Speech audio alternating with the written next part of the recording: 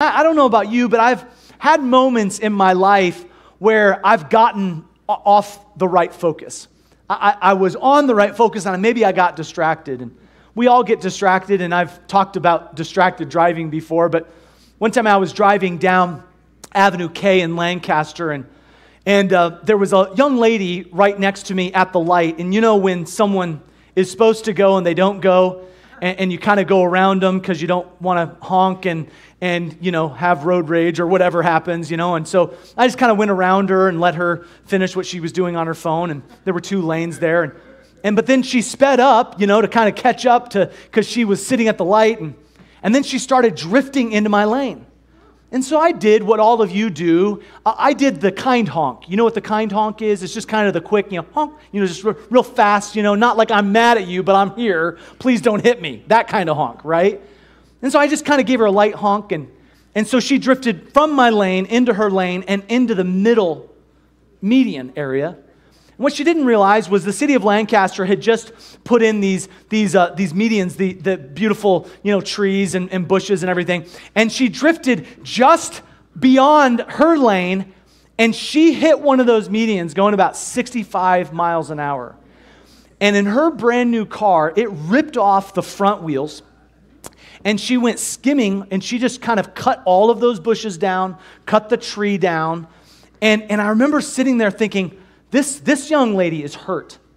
This young lady and so I park right in the middle. I put my flashers on. I run up there, and I'm like, are you okay? Do you want me to call 911? I was genuinely concerned for her.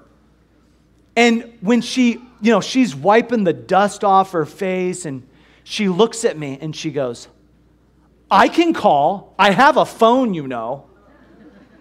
And it was all the willpower within me not to say, I know you have a phone. That was the problem.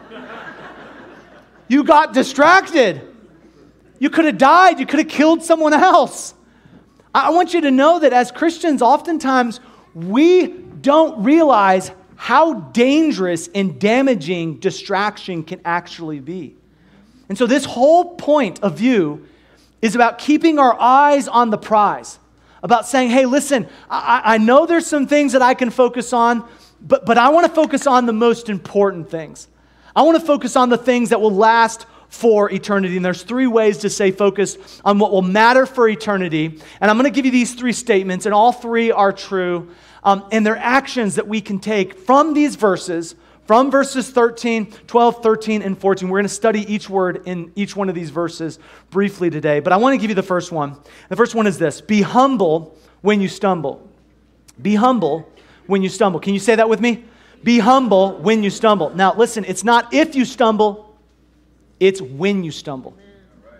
And so look at what he says in verse 11. He's like, if by any means I might attain under the resurrection. Well, that's talking about coming into the presence of God. That's a totally different word than verse 12. Look at verse 12. He says, not as though I had already attained. Different word.